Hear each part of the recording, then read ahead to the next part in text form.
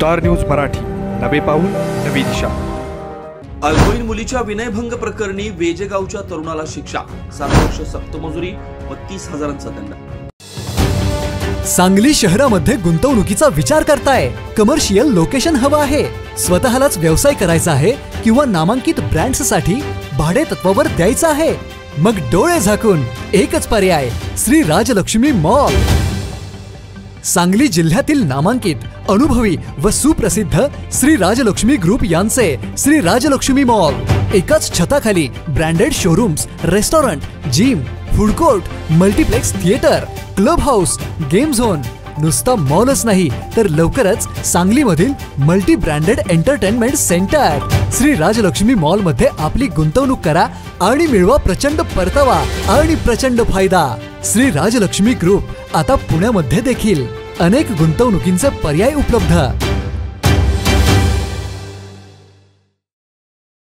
अल्पवयीन मुलीचा विनयभंग केल्याप्रकरणी आरोपी संतोष उर्फ राजेंद्र माणिक पाटोळे व 29 वेजेगाव तालुका खानापूर यास आज विटा येथील अतिरिक्त जिल्हा व सत्र न्यायालयाचे न्यायाधीश RR भागवत यांनी 7 वर्ष सक्तमजुरी व 30,000च्या दंडाची शिक्षा सुनावल्याचं पोलिसांनी सांगितलं। याबाबत पोलिसांनी सांगितलं की 14 नोव्हेंबर 2018 रोजी रात्री 7:15च्या सुमारास भिकवडी तालुका खानापूर रस्त्यावरील पुलाच्या वरील बाजूस पांदीजवळ वेजेगाव इथं आरोपी संतोष उर्फ राजेंद्र पाटोळे याने बालिकेच्या मागे पळत येऊन तिचा उजवा हात पिरगाळून रस्त्याकडेला बाजूपट्टीवर खाली पाडून तिच्या अंगाशी झुंबाझुंबी करू लागला।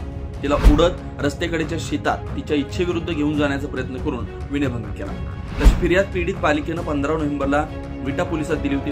पोलिसांनी पाटोळे याच्या विरुद्ध गुन्हा दाखल केला होता। तत्कालीन पोलीस उपनिरीक्षक पांडुरंग कन्हेरे यांनी पाटोळे यास अटक केली।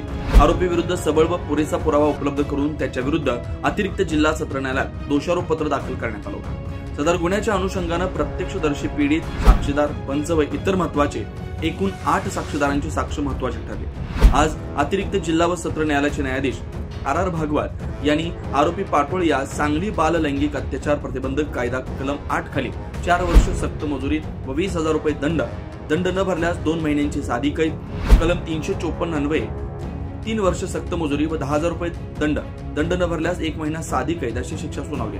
तपासी पोलीस अधिकारी पांडुरंग कन्हेरे, सरकारी वकील आरती देशपांडे साटविलकर, दप्तरी सचिन खाडे, कोर्ट पैरवी महिला पोलीस भाग्यश्री नांगरे, नीलम जगदाळे यांचं योगदान महत्वाचं ठरलं। नमस्कार। विटा पोलीस ठाणे गुन्हा रजिस्टर क्रमांक 554/2018, भारतीय दंड संहिता कलम 354 ब, 354 ड, 323 बाल लैंगिक अत्याचार प्रतिबंधक अधिनियम कलम 7, 8, 11 आणि 12 प्रमाणे गुन्हा दाखल होता। सदरच्या गुन्ह्याचा तपास तत्कालीन सपोनी पांडुरंग कन्हेरे यांनी करून विटा न्यायालयात त्याचं दोषारोप पत्र दाखल करण्यात आलेलं होतं। सदर गुन्ह्याची माननीय न्यायालयात सुनावणी होऊन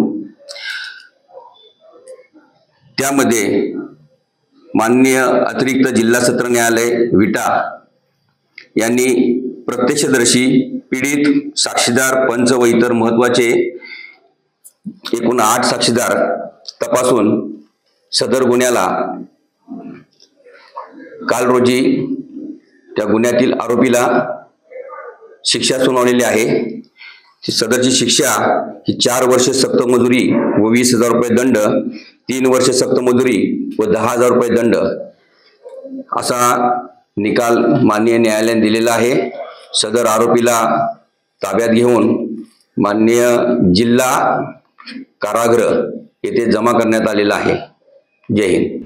स्टार न्यूज मराठीसाठी चंद्रकांत जाधव, विटा। आपल्या परिसरातील लेटेस्ट बातम्या पाहण्यासाठी स्टार न्यूज मराठी YouTube चॅनलला आता सबस्क्राइब करा।